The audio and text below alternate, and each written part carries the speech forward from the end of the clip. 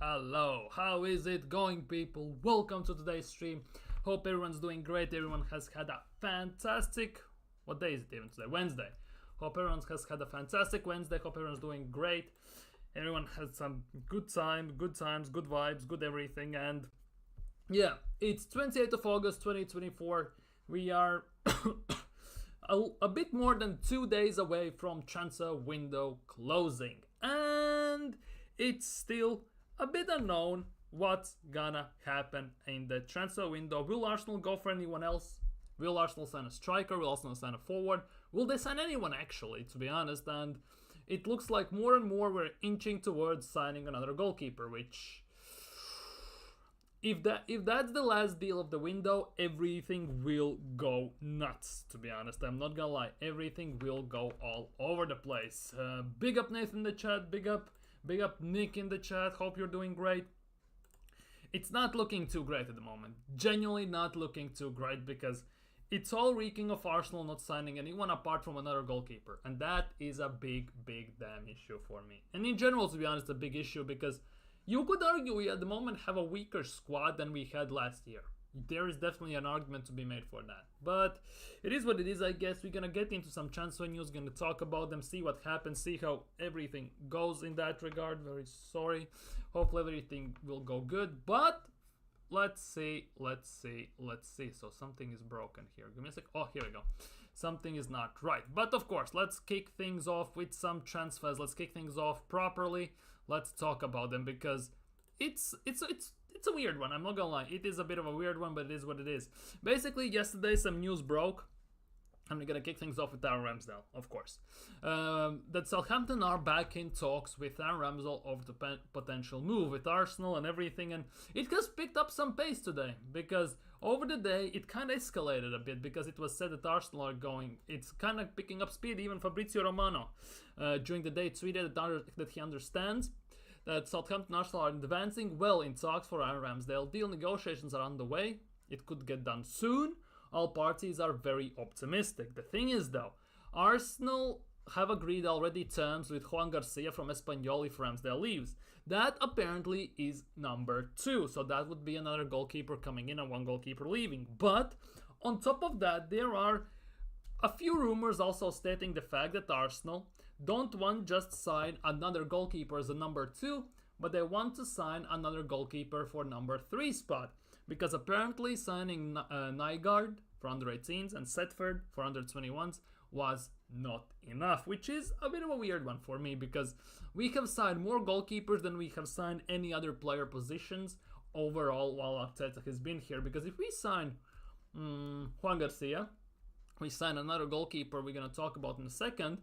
In Arteta's time, we will have signed, 8, 9 goalkeepers while he's been here, and that is not a good look. Definitely not a good look because the rest of the stuff basically is not getting done. Genuinely is not getting done. No strikers, no midfielders, no attackers, no forwards, no nothing. No, legitimately nothing.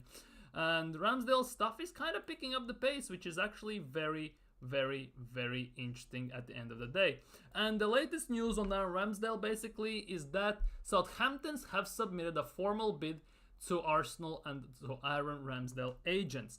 Now the big thing about this is Southampton, you could say, are one of the favorites to get relegated this season, which instantly is not a good thing for Arsenal because more chances than not it will be about a loan deal and with no obligation to buy. It looks that way, at least for me, because if Arsenal do one with obligation to buy, it will be very costly for Southampton to pay if they go down. If they get relegated to Championship, it will be hella costly to them, especially wages and his fee himself. So, yes, I get it that they could kind of include the clauses which Nottingham Forest tried to include with Edu Arteta, where it says if Nottingham Forest get relegated, he gets a 75% pay cut. Which obviously stands to reason because in Championship you cannot afford to pay these Premier League type of wages because the revenue obviously is nowhere close to being the same. And that is also a big issue in English football in my opinion. The gap between Premier League and Championship is insane. Multiple teams just go up, get the money, go down, and then just are pretty much candidates of every single season for promotion because they live off that money for quite some time. That is also a big issue. So most likely this will be a loan and could be an obligation to buy, and the obligation would come into play only if Southampton stay up. That for me would be the most realistic option that could happen with Aaron Ramsdale. And for me, since they are favorites to go, one of the favorites to going down, the big chance that not he goes there, loan, Southampton go down, and Ramsdale next year returns. Now, this could go two ways. Obviously, it will be another team, if Southampton gets relegated, that where Aaron Ramsdale is in goal, the team gets relegated, because before he signed for Arsenal, he got relegated 2 or 3 times, and everyone made fun of it. However, if he goes, even if he goes, Southampton go down. However, he proves himself. He shows that he has actually proper abilities and everything. He shows that he's best, basically, as he showed for Arsenal in the first season. We finished second. There could be some arguments to be made. The next summer, we actually can sell him for some good money. Now, the big question is, how long is his contract for? Because if his contract runs out, in June 2026, which means when he comes back from this loan deal, if it is a loan, next summer, he will have 1 year left on his contract, which again instantly would mean that he would go for a bit of a cut price deal, potentially. So that again is very bad for Arsenal. So I definitely think they will try and do a loan with obligation to buy, and obligation to buy despite the fact they get relegated. Whether it's gonna materialize or not, obviously, remains to be seen. And in this instance, I kind of feel sorry for Ramsdale because he got us to second, and instantly he signs a new deal, and instantly next season he gets binned for David Raya, of course. In that instance, I feel very bad for him. What I don't feel bad, on the other hand, is the fact that he comes out on media and says he cannot focus for the full 90. He says to his dad that complains to his dad he doesn't get enough play time and everything. That kind is a childish behavior. Because Trossard doesn't complain, for example, whatsoever that he balls out, he scores goals, he carries in a way Arsenal from the bench while Martinelli drops stinkers, yet he doesn't start almost at all.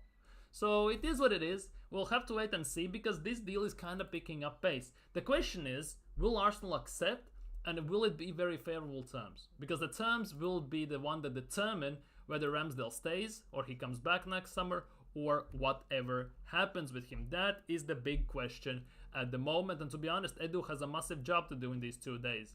Very massive job, in my opinion. Big up Kirtan in the chat. More chances of getting a goalkeeper than a striker on useless job by Edu. I am not sorry about Spanish bank. That's the thing, because this how this window at the moment is developing. Kid you not, it gives me the vibes of the fact that Arsenal will loan or sell Ramsdale, and on the deadline day, only thing we will do is sign Juan Garcia, and that will be as done in the transfer market. And on that note, transfer market will end. And that is the worst thing that Arsenal could do. Because I will try and say this again, and I don't know you agree with me on this or not, let me know down in comments below. We actually, this season, squad-wise, actually look weaker than we looked last year. We haven't improved the positions need to be improved. We have lost some players. And now the question is, what's going to happen? Because the issues that were last year still persist this year. And we have gotten some players that actually could have played some key roles if push came to shove in an instance. Because we don't have a backup for Odegaard, still don't have a backup for Saka, we haven't signed a proper forward. So it is what it is.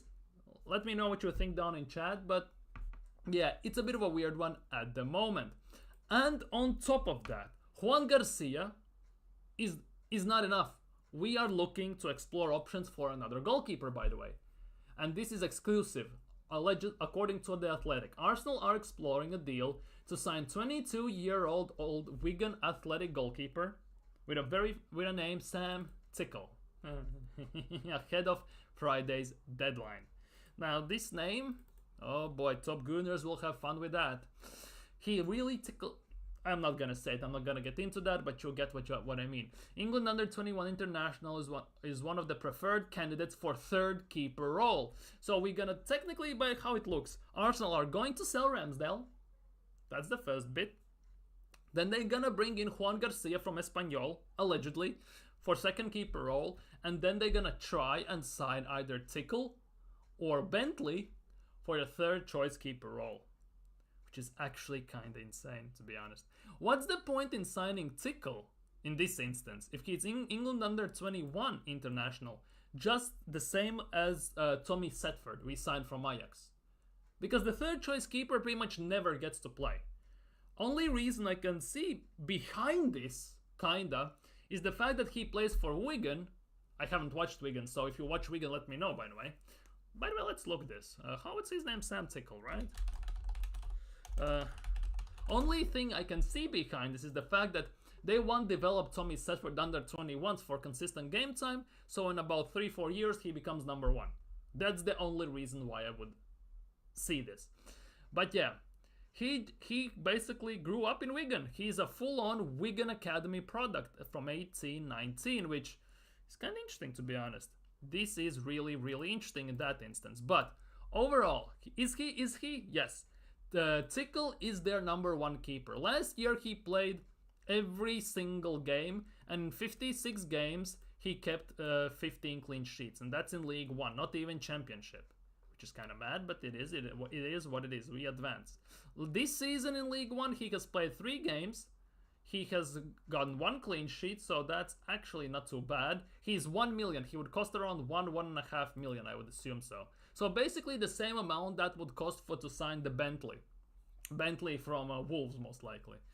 Like, we are Goalkeeper FC. We recently made fun of Chelsea, that they have a 47 or 48, if not 50 already, man squad, from which about 9 players are goalkeepers. Arsenal have in Arteta's tenure, if we sign this Bentley or Tickle also, will have signed about 8-9 goalkeepers. So we are more or less in the same boat. The only difference is that all these goalkeepers are not here anymore.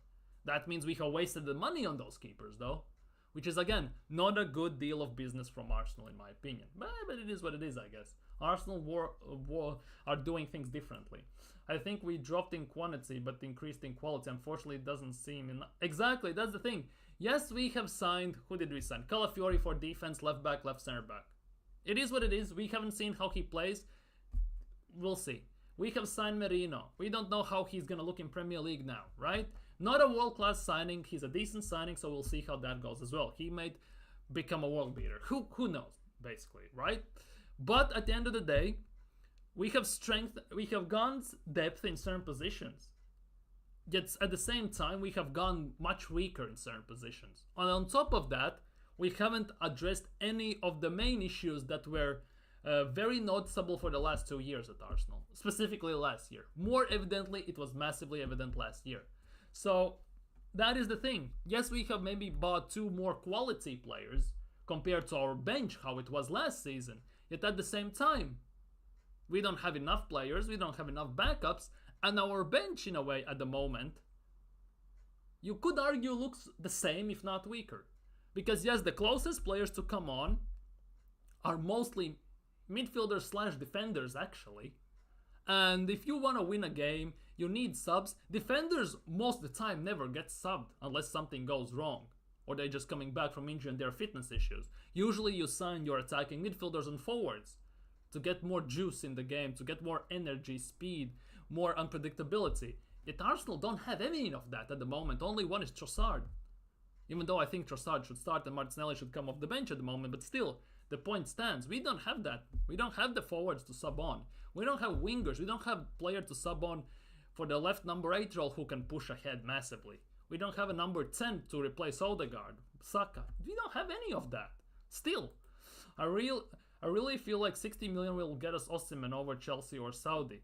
Get him and try for Rafinha Coleman on loan. What is so... You know how this goes.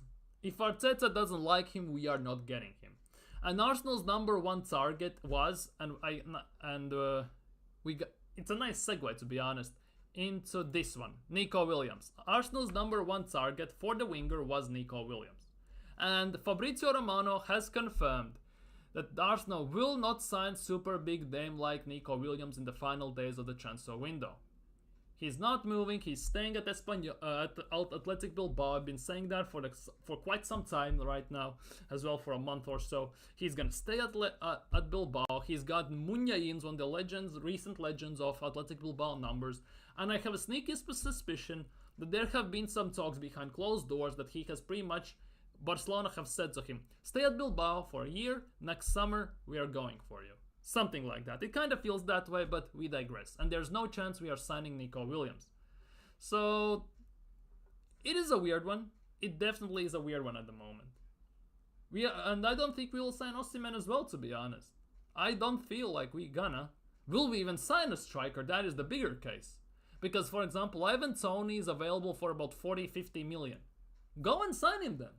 It's not that expensive. Genuinely, it's not that expensive given how much money we have blown on, for example, Kai Havertz. It's not that expensive at all, to be honest, given how other players go for insane money. Legitimately. Because we sold Nketiah for 25 million. If Ivan Toney is available for 40 million, right? You want to tell me that adding 15 million on top of that, it's not enough? It doesn't sound like a good deal? Come on, man. Come on, get real. Legitimately, get real. Calafiori, Merino. Pick up Henry in the chat, by the way. Calafiori. Or you are Henry. Maybe Henry. Who knows? Anyways. Calafiori, Merino, Timber. Well, technically, yeah. Have improved the depth and quality of the team. Selling injury prone ESR. Eddie loaning Fabio Lokonga is clean. You could, yeah, but still. That's the thing. Calafiori, Timber. 2 defenders.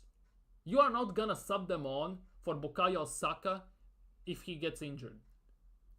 For example, you are not gonna sub any of those up at striker because Jesus is now injured and Havertz is the only forward man and we don't have a striker to sub on. We actually are lacking massively in the attacking department. We have signed defenders, we have signed midfielders all the time, but we have signed pretty much no attackers whatsoever. And that has been kind of imprint and blueprint for Mikel Arteta at Arsenal in a way.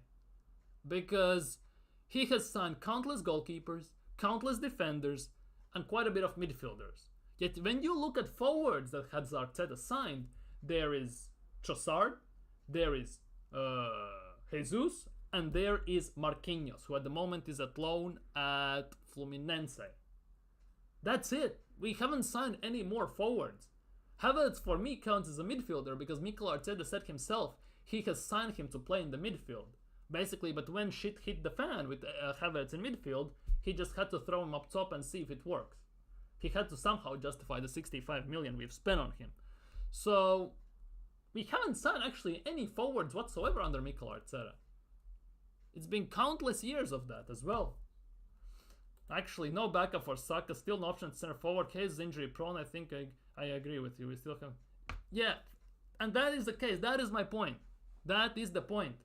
We have kind of signed we have spent most of the money, well, from the 700 million we have spent on transfers, like, right? Gross, without including the sales, right?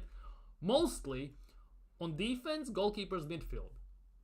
Yes, it looks on paper cool that we have spent, what, 45 for Jesus, 65 for Havertz, that's 110, plus 3 on Marquinhos, who should have been for free, so 113 million. In theory, it sounds cool. And 24 on Trossard, sorry. Havertz I don't even count, but let's just say we count Havertz as striker, right? But it's not enough. And even when you don't count Havertz as striker, we have spent 25 on Trossard, 45 on Jesus, which is 70, and 3 on Marquinhos, which should have been free. So 73 million on forwards. That's nowhere enough. 73 million. 73. Like, over 5 years. 73 million. And to think that when Arteta came in, we had, what's its face? Golden Boot winning Aubameyang. We had Lacazette. But he made Lacazette and Aubameyang look like basically they're deadwood, in a way, the way they played. It's in the new system, at least. When he just came in and played 3 at the back, at least Aubameyang looked quite great. He kind of carried the team in instance as well. But yeah, it feels like Mikel Arteta is a striker killer in a sense. And not in a good sense, in a bad sense. Because Lacazette played CDM, he wasn't good enough. Jesus is injury prone and he hasn't hit the ground running whatsoever. Hasn't scored more than 14 goals in the season. It's actually kind of mad. It's actually kind of mad if you think about it. If Eddie is officially done, any possibility we do last move for Gyökeres or Nico? Now, here is the case, Henry. Right there on the screen. Fabrizio Romano has confirmed that Arsenal will not sign a big name like Nico Williams. They will not sign Nico Williams. For me, Nico Williams is staying at Athletic Bilbao for one more year. And next summer, most likely he's going to Barcelona because I think behind closed doors, Barcelona have said to him that we are coming for you next summer. Just sit patient. That's just how I see it. But he's not moving this summer. He even got the number 10 number, which is quite sacred in a way, Athletic Bilbao. And he got even the Iker Muniain's number, one of my favorite players, to be honest. I really like Muniain at Athletic Bilbao. So it is what it is, I guess. It is. Gyökeres, not sure. I don't know. Hey Robo, big up Charles. Been getting abused for my takes on the club. Some of fans can... Yeah, I get that. I absolutely get that. Yesterday as well, I had comment on yesterday's stream, the same thing, saying that I am moaning just for no reason. Arteta isn't failing pretty much. There is player development, but and that kind of thing. I'm just moaning for the sake of moaning. But I don't see it that way. I'm expressing my opinion the way I see the club, and basically I don't want to be that guy who says in my day, like looking back, even though for me saying in my day is kind of mad, to be honest. I'm not that old, but when I just started supporting Arsenal, the team we had, the stature it carried, the everything, right? You always will go back and compare the team to that team. Because that won the title, the last one in 20 plus years, and everything you look, compare, and everything. You even look over the years and see how some players have developed, how they have grown, and what has it brought to the team. And now you compare to what we have now. It is quite underwhelming, and it's painful to watch in a way. That's the case for me. I'm just expressing my opinion and my concerns with the team. Calvert-Lewin and Nunez stories. Oh, just don't even. We're gonna get into that in a second. Genuinely, we're gonna get into that in the second, Nathan. Stay tuned. We're gonna get into that in a second. But yeah, it looks like Arsenal are going for another goalkeeper. If no striker is signed, can we get a new coaching to help the squad at least? Remains to be seen. It legitimately remains to be seen because it does look that way. It doesn't look that way. For me, big issue is also the fact that not a big issue, but the fact that I just feel like if Havertz, for example, gets injured, right? Who we are playing up top? Trossard? Who we are playing up top? Because Jesus is right now out. If Havertz is injured or he has a red card for like 2-3 games, he makes a stupid tackle or stuff like that, right? If what's gonna happen? Like, we don't have the depth. We don't have the depth, and that's my biggest issue at the moment. Yeah, exactly. Really feels like we are back to top 4, the standard. And that is the case because it was similar under Arsene Wenger as well. Because there was when Arsene Wenger, we are getting top 4 consistently. There were memes with Arsenal finishing 4th. It was pretty much when they did Premier League predictions. Arsenal already was kind of marked in as 4th without anyone saying anything. And stuff like that, and Wenger said that getting top 4 is like winning a trophy and everything, and it feels like big part of the fan base has adapted that in their lives. Don't get me started on that one. But overall, it was also under Arsene Wenger, because under Arsene Wenger, there were times when we had the team, and legit we needed like 2-3 more signings in certain positions, and there we would be challenging for the title as well. There would be those instances. Because there should have been that instance. But as soon as we got very close to actually winning the league again, in let's just say last decade a bit more, since the 2010, winning the league and stuff like that, instantly we didn't sign certain players. Because, for example, how to say this? the most proper argument in this. How long did it take us to replace Patrick Vieira? How long? Like, think about it. When Patrick Vieira left Arsenal, who we have had at that number 6 role? Coquelin, Diaby, who else is there? Song, Flamini, and stuff like that. It came to a point where Arsenal didn't even play with a 6. Wenger put out teams with 3 8s, basically. One was more attacking, one was more creative, and one was more box-to-box in a way. And that is the big thing. It somehow it has taken us so long to replace certain positions. We haven't replaced Aubameyang still. It's been 4 years almost. And that is also a big issue for me. You've been the Golden Boot winning striker a year before to basically have nobody up top, more or less. Oh, we spread the goals around. Yet at the same time, mid-season, you say in the interview that we don't have clinical strikers. We cannot finish our chances. Yet you kind of reiterate with the fact and you justify it with saying, oh, but it will come, players will grow in confidence, and we don't need a striker. I believe in the squad. So, it's kind of, I don't know what to say, you know. I just saw the links to Calvert-Lewin, Nunez awful, but critically looking at them, I think Darwin could just be handy. I don't want Darwin Nunez at Arsenal. No chance in hell. He's another player who needs about billion chances to finish. He would be another Jesus, another Havertz type of player. Yes, he has bigger engine. He's faster. Maybe he has some dribbles to him, but he cannot finish consistently. That's the big case. Exactly. The pain is deep. The pain is deep. 20 years without winning a league title. 20 years. The thing is also, Arsene Wenger didn't spend much money towards the end part of his time at Arsenal. Yet at the same time, he managed to win even FA Cups. At least something. He managed to win the Cups. That's why we are the record-holding FA Cup holder with 14 Cups. Mind you, Manchester United are only 1 cup away at the moment because they won it last year. But we are the record holder at the moment. Yet, somehow, over the last 5 years, we have won 1 cup. And it feels like the more money we spend, the less we win. Because it doesn't feel that way. It actually is that way. We buy the players, we get closer technically to City league-wise, yet we just never do anything in cups. In FA Cup, Carabao Cup, 3rd or 4th round exits most of the time. We lost to West Ham, we have lost to other Nottingham Forest and stuff like that. It is painful. The pain is hella deep, I'm not gonna lie. It is hella deep. Very deep, I'm not gonna lie. Yeah, and here's the case. We were talking about mentioning Darwin Nunez, right? There were some rumors yesterday, but according to Alex Crook, there is no truth in that, apparently. He's wide of the mark. There's 99.9% chance it is not happening. Eddie Nketiah has passed his 2nd medical today, so he's pretty much moving to Palace. That is great news for us, obviously. Happy days. Arsenal, of course, are exploring another move for the 3rd goalkeeper. We already discussed that.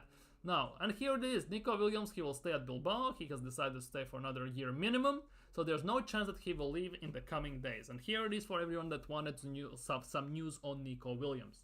And I told that to you. That was the case. Most likely Bilbao or Barcelona next year as well.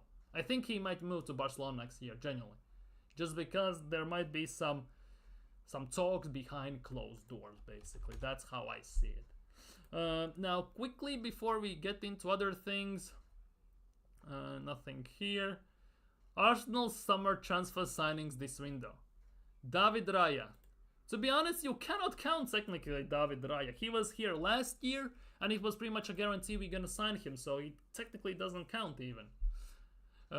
Ricardo Calafiori and Mikel Merino. So 2 signings. I don't even want to get into that. Don't even want to get into that, I'm not gonna lie. Anyways, Fabrizio has tweeted anything and after that we're gonna move to some more Arsenal transfers. Liverpool have going for Chiesa, and it looks like it's gonna happen. Real Betis going for Lo Celso from Bajcetic, negotiation underway. Torino and Luton Town for Mengi.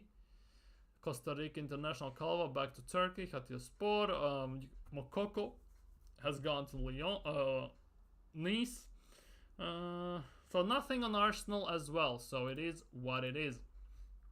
Anyhow, some more Arsenal transfers. Here we go. Another bad season. I don't know how I will cope. That might be too deep.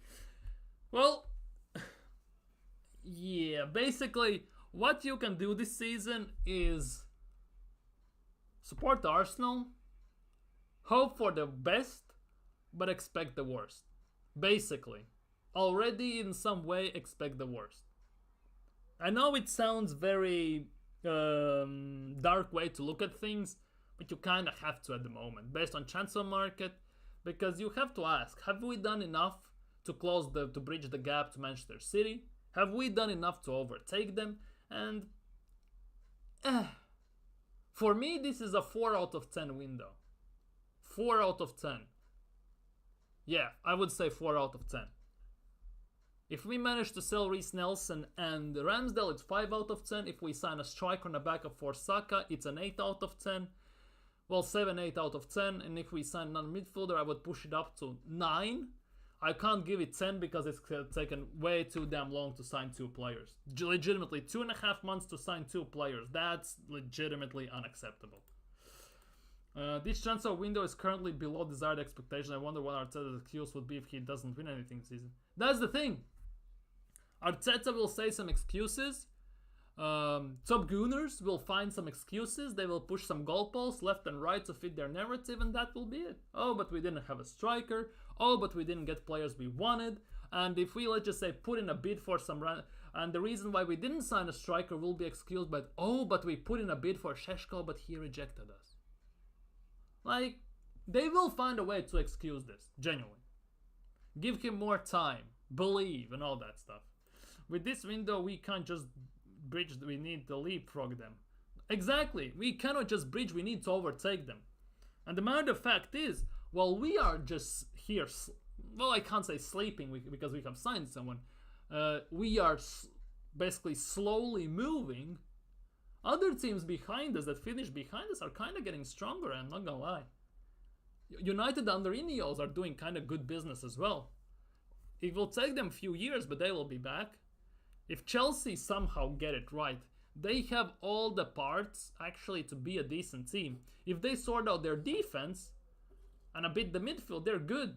Because if you look at Chelsea, the team overall, right, they have like a Ferrari front, they have like Volkswagen Passat midfield, and the back line is like 1920 old rusted Fiat 500 or something like that. Basically, they're a combination of the three. If they can sort out their defense, they actually would be, and midfield a bit, they actually will be decent. Now the question is, will Mascara will be the best manager for that job? Remains to be seen, but overall, Chelsea are not that far off, in a way. Because they have young players, if they manage to develop them properly, which Chelsea actually know how to do, and even sell them properly, they can be there. Spurs, well, it's Spurs. Liverpool will get it right eventually as well. Yes, they are very slow in this market. They are not signing many players. They haven't signed anyone, to be honest. They are going for Chiesa at the moment. They didn't get Zubimendi. But it won't take long till Slot gets the money, backing and everything. He'll get it right. Aston Villa are doing things. Yes, they might fall off because of Champions League and everything. But let's be real. Emery's targets for this season, I don't think they are, for example, Champions League. Emery is a distinct cup manager. His focus might, Premier League. His cup could be FA Cup, Carabao Cup, and on some level even Champions League to some extent. Because let's be real, he took a Villarreal team that played Foyth at right back, Coquelin at right wing at times, and everything. He took them to Europa League final in the way that he beat Mikel Arteta, and in the final he beat Manchester United. So, like, our teams we are fighting up against are not that far off. Even Newcastle, to be honest, if they get the things correctly done, they also could do some damage here. Because Arsenal are in this state at the moment, where when you look at the league, realistically, only teams you should be worrying about are City. You could say Liverpool to some extent, because we don't know what's going to happen. And that's it. If you look at away games, you should be worried only about 2 away games. At Anfield and at Etihad. But at the moment, the thing is, we haven't done enough in the window. Plus, the previous years, for example, at Etihad, have not shown the fact that we can do it. Because we have gone there and basically played low block, hoped for a counter, which actually we got last year, and we didn't have a proper finisher, so we couldn't win the game. We actually could have won it if we had a proper finisher up top, but overall, we never go for it. And that's what also City fans were mocking us about last year when they won the league. Because they knew instantly when Arsenal drew against them at Etihad, they knew they had us, because we will slip up eventually. City don't slip up. Arsenal slip up. It's in our DNA to shoot ourselves in the foot. We did that against Olympiacos. We did that against Monaco, if you remember. We have done it on multiple occasions. Even Emery's Villarreal in the Europa League. We have done it on multiple occasions. We did that last year with the game in December games. In the game at home against 10-man Fulham. Year before that, we did that in games against Southampton. We have that gene where we basically screw ourselves over. And it's, in a way, unfortunately, it's in Arsenal's DNA, kind of inevitable. And that's what's even more painful to say. It's kind of inevitable.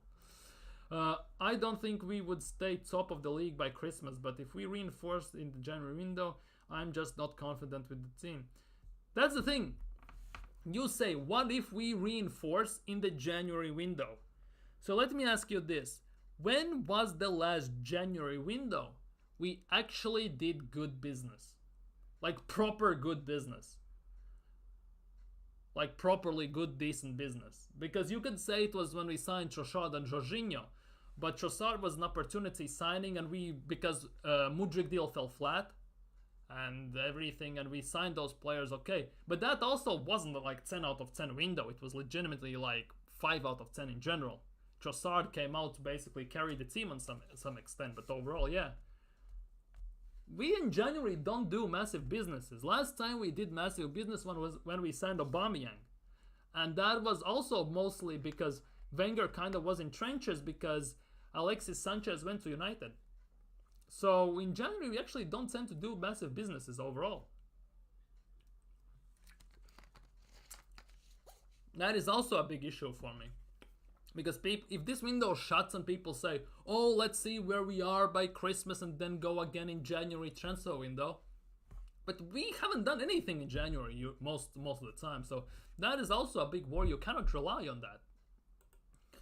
I'm worried about next season. We'll have to replace Partey, Jorginho refresh left wing, Saka and Odegaard backup, and a striker.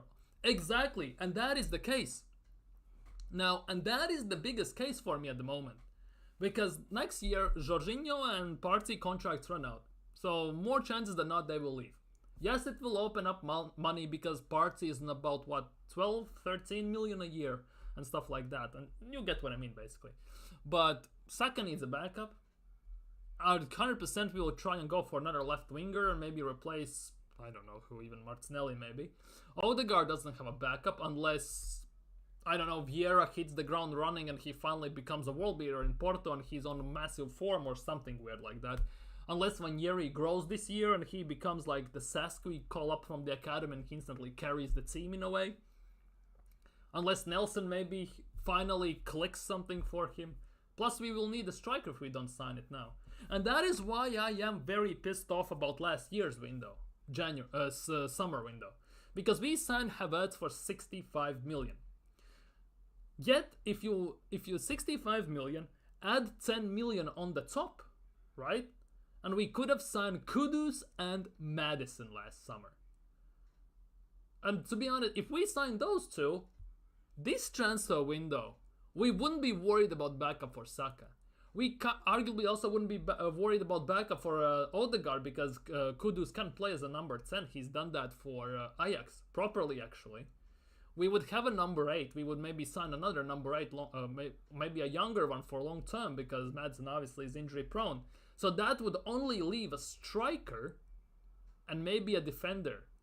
And then we can do whatever we like in the transfer window when we can sign a left winger or whoever. But no, we had to buy Havertz. And obviously rest is history up until today. Obviously you can say hindsight is a great great thing, but for me it's not a hindsight because I said it when we signed Havertz instantly in that transfer window.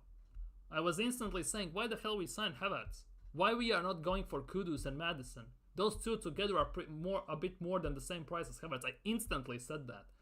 Yet, yeah, I'm toxic, I'm negative. What do I know? I just moan for no reason and everything. I'm very negative, I'm very something rather. But it is what it is, I guess. If we don't do things properly now, next window will be an insane one. And that, by the way, you said, right? We need to sign 2 midfielders, right? Technically. Well, maybe 1. Let's just say 1 for sake of argument. But we need 2 realistically, right? We need a left wing, backup for Saka, Odegaard, and a striker. 6 players. Never happening. And again, doing bare minimum, we will sign 3 or 4. And we go again. We don't succeed, and next year we go again. And it will be a never-ending circle, basically. Because we never get the job done till the end.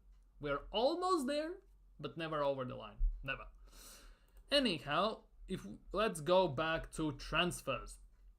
Arsenal are trying to make another mystery signing after Mikel Merino as Edu gets busy. Has he been busy this summer? Anyhow, there are some links with Arsenal trying to go for Gyökeres. There have been talks about Evan Ferguson recently, which, not gonna lie, I don't want at Arsenal.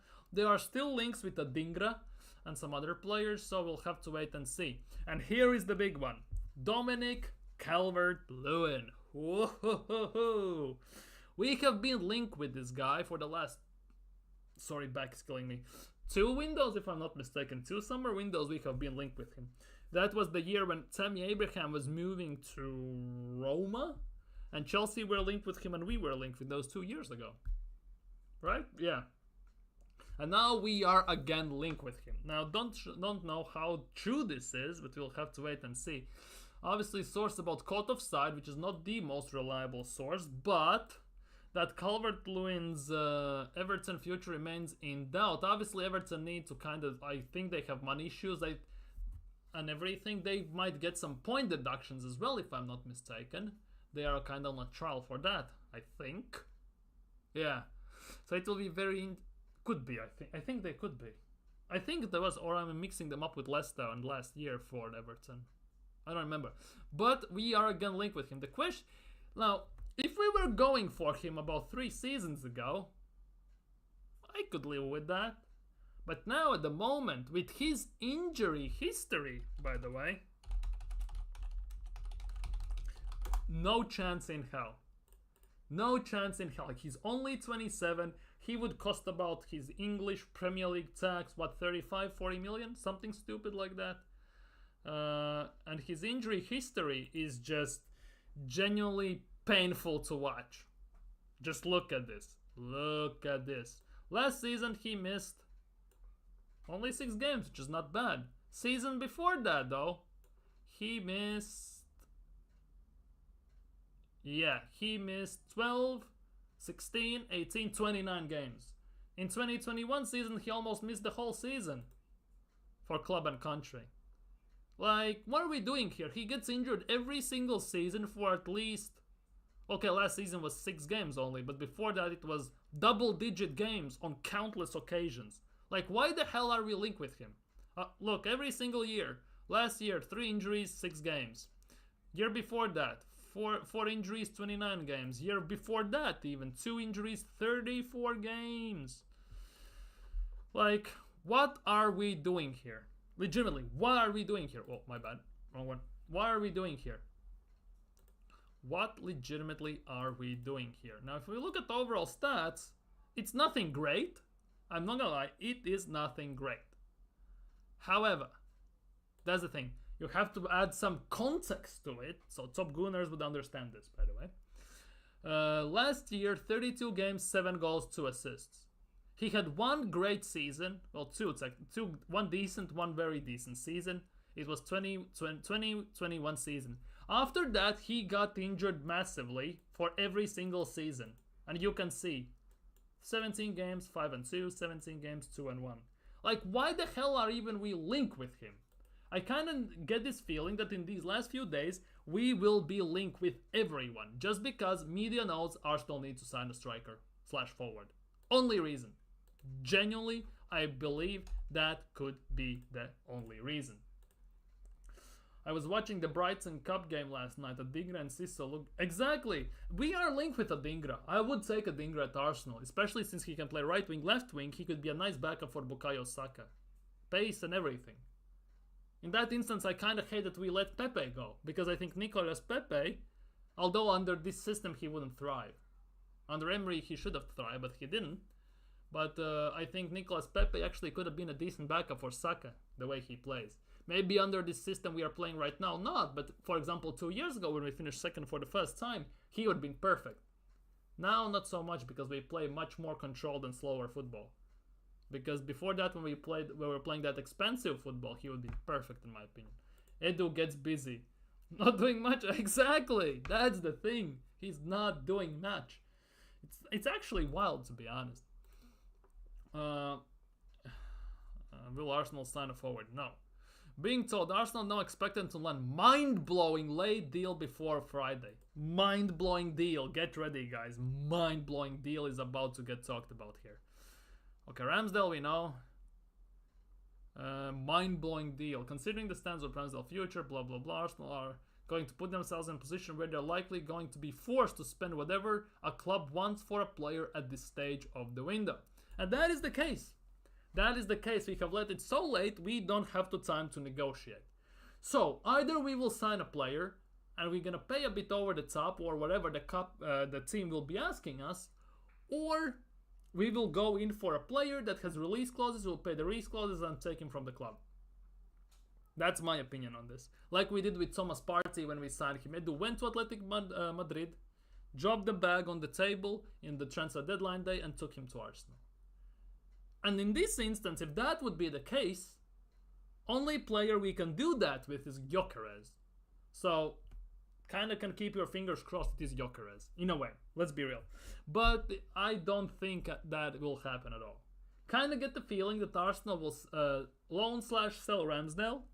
On the deadline day, we will sign Juan Garcia. And that actually might be it. Just putting it out there. Don't be surprised if Arsenal loan/sell Ramsdale. On deadline day, they sign Juan Garcia. And that is end of business. Don't be surprised. Because at the moment it screams of that.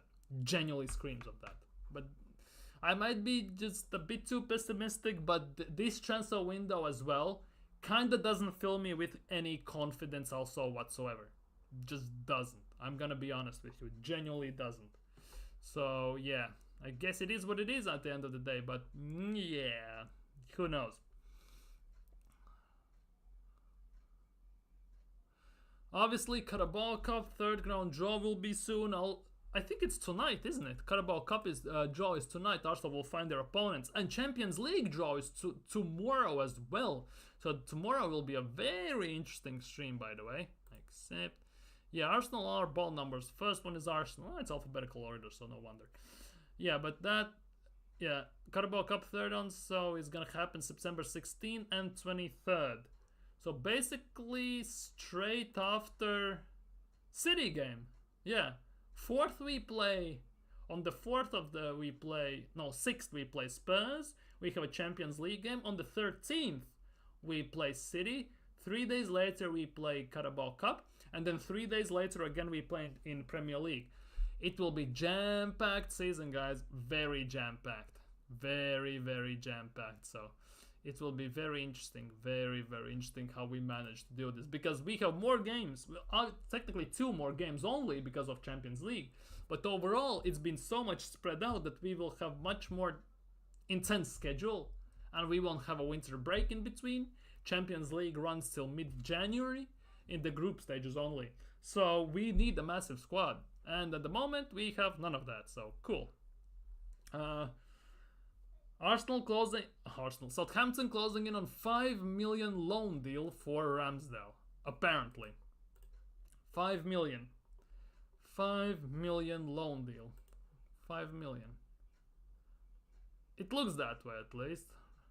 Southampton's goalkeeping crisis, obviously. By the injury of their number...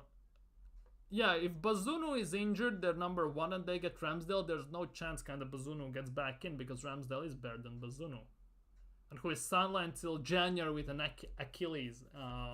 He's done. He's done. But yeah, it looks like Arsenal actually might be selling him. Then Juan Garcia is gonna come in. Another club walks away from talks to sign Ramsdale. Oh, here we go. Here we go. Who has walked away? Wolves now considering since he's too expensive. So Wolves have walked away. So basically, Southampton is the only option for Aaron Ramsdale to go. If Southampton doesn't get Aaron Ramsdale, he's staying. Oh my goodness gracious. Again, all eggs in one basket. All the eggs of Ramsdale, pause, in one basket, which is not, it's never a good thing. Never ever a good thing. Now, Arsenal last in news. Arsenal in talks with German club over... Arsenal talks with a German club. Who is that? 22-year-old. SS1 Regensburg are interested in signing 22-year-old Arsenal defender Omar Rekik on permanent deal, according to report. Ooh, extra million in the bank, just like for Patino, I guess. Arsenal centre back and Tunisian international Omar Rekik could be one of them. The move for Friday's transfer deadline, with Walid El Mehri of Africa Foot reporting that Bundesliga 2 side Regensburg are interested in signing. So let's see. Omar Rekik hasn't played much for Arsenal, to be honest, hasn't played at all for Arsenal, pretty much. His value is legitimately $500,000. So that's instantly just bin him. Instantly bin him. Plays for under 21s and everything, 22 years old. He's Rekik's brother, right? The other Rekik's brother, right? Who's the Dutch guy. That's the big one. So it will be very interesting, very interesting. Edu gets sacked and you are in charge tomorrow. Who do you sign for Arsenal? Question is, how much money do I have? Because if I don't have money, I cannot sign anyone. That's the big thing. How much money do I have? That for me would be the first thing. Then I would assess my options. Genuinely. Need know the budget. That's the big one. Anyways, Rekik to Regensburg, maybe. Who knows? It's not true. Agent of 18 million Arsenal target denies that he's accepted an offer from Saudi Arabia. Who is 18 million? Kingsley Coman is still on the table as a loan. To be honest, there was something I saw today. I think Fabrizio tweeted it. I think it was Fabrizio who tweeted it. Let's check this. I wanted to talk about this. I totally forgot.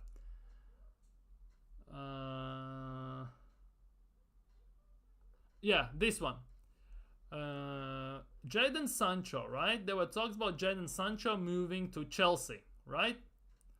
If Sancho moves to Chelsea, right? United have open spaces and they can sign the player they want. I forgot who it was. And the big thing is, if Sancho goes to Chelsea, right? Obviously, as it says here, Maresca confirms that there's no way back for Emil Smith-Rowe. He's a fantastic guy, but only thing is of every manager, he's a different idea. He's not one type of winger I like. That says nothing about him. The history and the numbers speak for him. This screams, and I don't want to say this, I don't want to put this in the universe, but I kind of have to. This screams of transfer deadline day Arsenal signing. Genuinely. This screams of that in a way. And that is the big issue for me. Because there is every single evidence for Arsenal to sign him, well, connection-wise at least, for Mikel Arteta. He knows Sterling, he has coached him, he has trained him, he has studied the game with him as it was reported when he was at City. And everything, he wants to stay Premier League, he's ready to take a pay cut and everything. And this is the big thing. This is the big thing. Because this legitimately for me screams Arsenal transfer deadline panic winger signing. I have a big issue with that, but this screams that. And I really don't want to say this, but it actually does. Because, yeah. Yeah, Aston Villa want Nicholas Jackson, by the way. God knows why, but they want him. Although Emery is great at what's its face, developing strikers, so maybe even Nicholas Jackson can be good there. Mikel Merino's first day. Cool. Nobody cares. Win a trophy.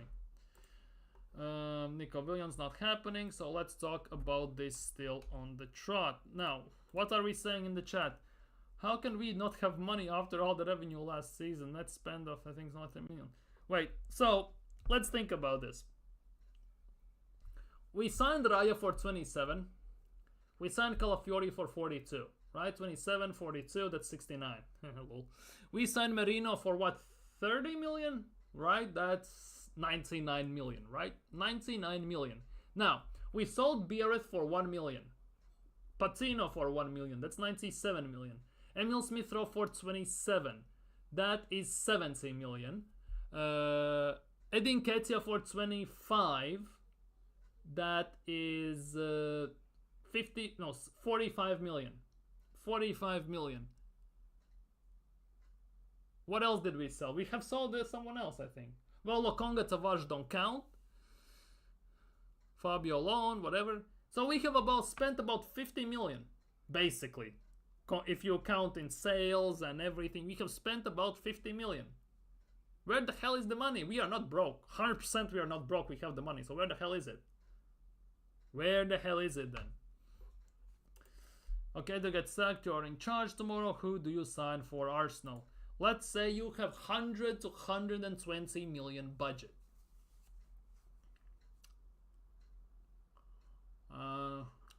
Now, I'm gonna assume that player agrees to terms I want to offer them, right? Because otherwise it's gonna be hell on me. So what I would do, I would put 40 million for Ivan Toney. I'm not including wages in this. I'm just saying players I would sign. I would sign Ivan Toney for about 40 million, let's just say 50, because let's just say it's Brentford and they want 50. I would sign Toney for 50, which leaves me with another 50, which would allow me to get a winger. And 50 million, a winger.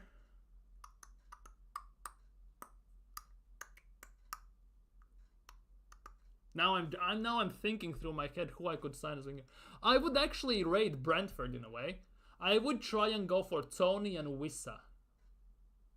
Yeah, Toney and Wissa, maybe Toney and Buemo. One of those combinations. Yeah, as a backup for Saka, as a striker option, definitely, yeah. Those would be my two players I would sign. Because if we sack him to tomorrow and everything, I have 1 day in job, basically. So I would say something like that. Something like that. Because in a perfect world, if I had 100 million, if I had just 100, I would just buy... Yeah, I would buy those two because I want a pretty decent team. So I would buy those two. That's just my opinion. Because if I had 100 million on both positions, it's a completely different story. But if I had to sign, I would sign two players more with 100 million. That's more than enough to sign two proper players.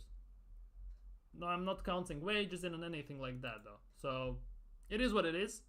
I wouldn't mind. Genuinely, I wouldn't mind.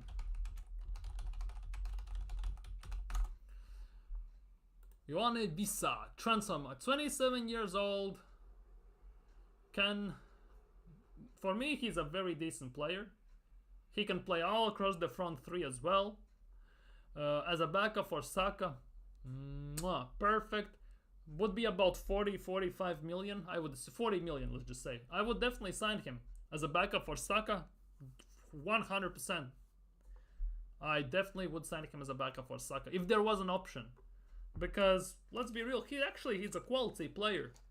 We don't do this anymore, by the way. We don't go to teams and raid some smaller teams for their best guys. We never have done that. Generally.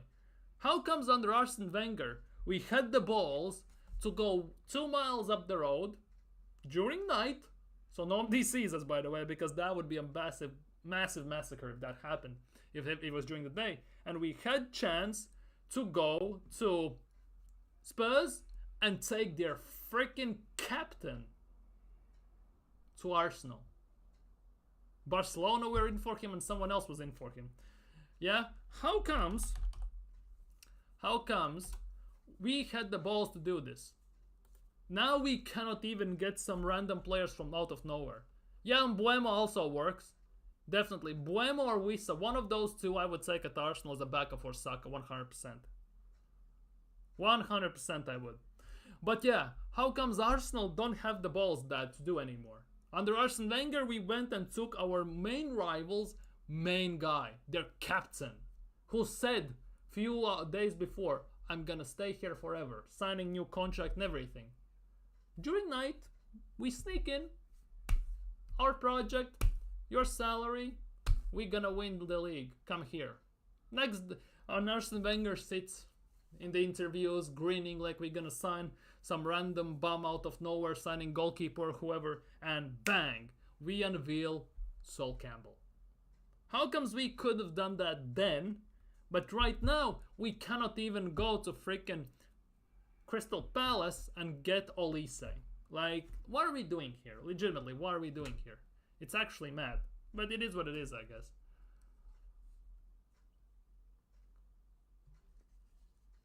Injury latest on Gabriel Jesus before Brighton clash. Let's look at this, because that could affect a lot.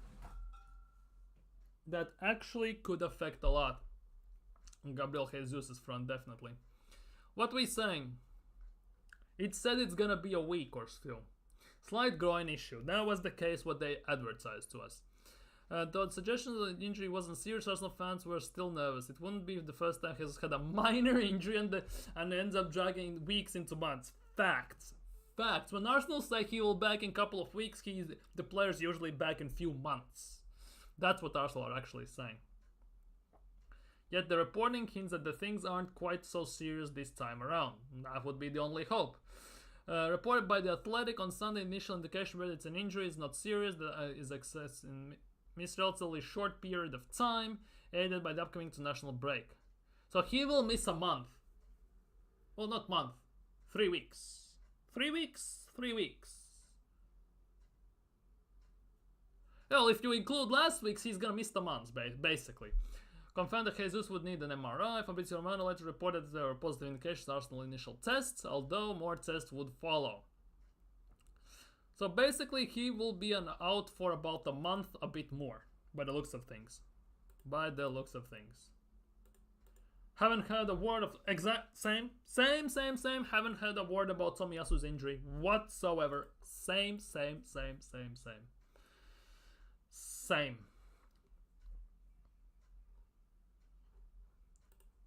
Hey, yo. None of these jokes, right? No stuff like that, please. Anything new in Arsenal? 202,000 per week Barcelona star could be available for Arsenal to sign in a late move. 100% Rafinha. 100%. And it is Rafinha, of course. Who else? Arsenal haven't been linked with anyone else than Rafinha, so it has to be Rafinha. One of the potential targets, according to Football.London, could be 202,000 per week Barcelona forward Rafinha. I was watching him play yesterday for Barcelona against... Who did they play last night? Rayo Vallecano they played last night. They got cooked nearly by Rayo, to be honest. They should have been like 3-0 up before they scored and win the game with almost scoring their debut goal. But yeah, it is what it is. Would you take Rafinha at Arsenal, by the way?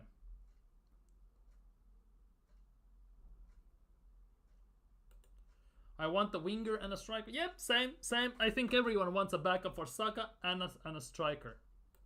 This channel, the new football. Which channel? What? Big up BX Gunner in the chat. You would take Rafinha, right? As a backup for Saka? Or he would start at left wing? Push Jesus to wings and he become the third choice striker. To be honest, third choice. Who's this? Well, I think Jesus could be a backup, definitely. 100%. I'm hopeful for Rafinha, he's an upgrade at left wing. That's the case. I think if Rafinha signs, he would be a left winger because he plays there for Barcelona as well. Since, to be honest, he has to play there because Lamine Yamal is kind of undroppable for the right wing spot, so he has to kind of play at left wing. But he tends to play at 10 as well, by the way. Hansi Flick is exploiting him at 10 as well, so it's kind of interesting. But for me, he would be a left winger for me as well. I think he would start over Martinelli without shadow of a doubt. I think if we signed us Rafinha, he would start for me at left wing. Well, Trossard would have initially, but for me at the moment. But Rafinha could start at left wing, and then Trossard or Martinelli could be shifted to the right wing to cover Saka as well, if needed, by the way, only. Big up Pepper in the chat, big up, big up, big up, big up. Thank you, thank you, thank you. But yeah, it's actually kind of insane. It's actually kind of insane. But Barca don't want him. That's the thing. Well, to be honest, with Barcelona, it's a bit different. Because Barcelona has this thing where they need to sell to have the actual open salary room to register the player for La Liga. And they barely have managed to register... what's its face? Olmo. He's debuted only yesterday. He should have debuted two weeks ago. And the thing about Rafinha is as well, if next summer Barcelona try and sign Nico Williams, their left side also will be overpopulated because they have Ferran Torres there and players like that. Which means, again, they need to get rid of someone. And I think they're maybe going to try to be extra prepared before the season already now and could try and sell Rafinha right now. But I don't think Arsenal will go in for him. I would love to see Reiss Nelson at left wing. I'm not gonna lie. For me, Reiss Nelson's best performances at Arsenal have come from left wing, to be honest. In Cups and also in Premier League, when he has been subbed on as a left winger. So that is also a big interesting point that Arteta never has utilized him pretty much at left wing at all, only on rare occasions. Because obviously we have Trossard there and Martinelli, and he mostly uses him at right wing if push comes to shove. If Saka starts to limp too much and the game is done and Saka can come off. But overall, yeah, I would love to see Nelson more on the left wing. But at the same time, I want Nelson gone. So if Nelson has to stay, yes, play him at left wing, see if it sticks at sometimes. But overall, he needs to go. For me, he needs to go. Rafinha has the versatility of the ball. Final ball specialist, dead ball specialist, and has performed the UCL plus one league. That's also the thing. He has won stuff. He has won stuff. The thing is, how effective would Rafinha be in our system? Because with Mikel Arteta here, looking at he's not going anywhere, we have to take into account, would he fit the system we play? And would Rafinha do better than Martinelli? 100%. Does Rafinha need a left back or left center mid to overlap him to be effective? No, he doesn't. That is the big thing. Rafinha has more tech than Martinelli. He can take players on one-on-one. We saw that at Leeds as well. He has a good left foot for a long shot as well, although we never shoot from the outside the box pretty much. But yeah, wouldn't be in a way, I don't want him because too expensive. Too hell expensive for me. But Rafinha is actually, I think he would be decent. Just, it's not... Let's say this. If it's a deadline day, we need a proper winger as a backup for Saka. Because for me, Rafinha, if he comes in, has to start. For me, Rafinha should start. And if he comes here and starts at left wing, that will piss off Trossard even more. Because Trossard doesn't get proper chance even ahead of Martinelli, and now Rafinha comes in and he starts there. So that for Trossard, that would be even worse in that instance. Because Trossard already seems pissed that Martinelli can drop stinkers and always start still in front of him, despite the fact that when Trossard comes on, he kind of carries the team with goals and everything. So it's a weird one. It's a very, very weird one. Would have to see how that goes and how it develops, but it is what it is. Arsenal prepared to take advantage. Oh my god. Is this still ongoing? It's been said that it's not gonna happen. It's been said that it's not gonna happen. Yet we are still linked with Darwin Nunez. I just get in the bin, man. Genuinely get in the bin. Anyhow. What else is here? No, I don't want Mitsoma. Bin him. I don't want him here. I don't want Mitsoma. I don't want Mitsoma whatsoever. At once, no, it's a big club. Thought that's them. Yeah, that's the thing. That was the whole point. Well, to be honest, we signed Rice last year. That was it. They showed that they can do it, and that's it. It feels that way. It generally feels that way. But We'll see. Maybe in the last transfer deadline day, Edu goes and drops 80 million on Lisbon Sporting Stable and we get Gyökeres. Who knows? That's basically living in a mystery land and in Narnia and thinking like that. But who knows? It might happen, maybe. You know, Blue Moon may happen. Pigs may fly. Stuff like that. Who knows? Oh hell, I wish I didn't read that. I could say Takafusa Kubo could be a decent one, although I don't think he would. He's wasteful in front of goal. He doesn't have the best finishing product overall, because under the pressure in Premier League, I think he would kind of crumble a bit. Arsenal not doing the needful. We will be struggling if an injury. We already have 2 injuries. If injury occurs, what occurs? We already have 2 injuries, and we will get more this season. That's the big issue. That is the big issue here as well. We will get more. Just the question is, who will get them? Because I don't think we will go another season without getting injured pretty much whatsoever like last year. So it is a big one. But anyways, guys. Yeah. What did you play FIFA career mode? You saw it there? Anyways, I'm gonna end it here. Had a fantastic stream. Had fun chatting with you guys, talking about stuff.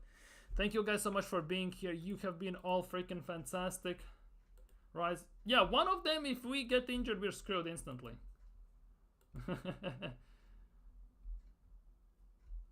Well, if we wanted to sell Jesus, this was the summer to sell him because his value was about 50 to 60 million. If we could have sold him, we could have gotten proper money. Imagine, sell Jesus and Nketiah, right? We instantly can buy Gyökeres. Just thinking about that, but it is what it is. It's a certain fact Jesus and Tomiyasu gets injured. Exactly. Obviously, inevitably, Partey might get injured. Zinchenko might get injured, although who cares in a way, because let's be real, he's not going to start at left back. Most likely. And it only takes one massive injury to some random guy, and we are done. It will be done. It genuinely will be done. But yeah, anyways, for today, that will be it for me. Thank you guys for being here. Thank you guys so much for chilling. You have been freaking fantastic. If you're new around here, of course, don't forget to smash thumbs up. Don't forget to subscribe. Comment if you're watching this as a playback. We'll be back tomorrow. Definitely will be back tomorrow. Have a good one, Nathan. Big up Nathan in the chat. Pepper, TB, Charles, BX Gunner also was here. Yeah, big up BX Gunner in the chat. Hopefully everything falls in place. Hopefully tomorrow. Tomorrow's the Champions League draw. Just be wary of that. We might get... who knows what we'll get then. The stream tomorrow with Champions League draw will be kind of interesting. But anyways, yeah. I'm gonna be heading off now. Gonna chill, relax and everything. Take care. Stay safe. Have a great evening. Big up everyone. See you tomorrow. Peace.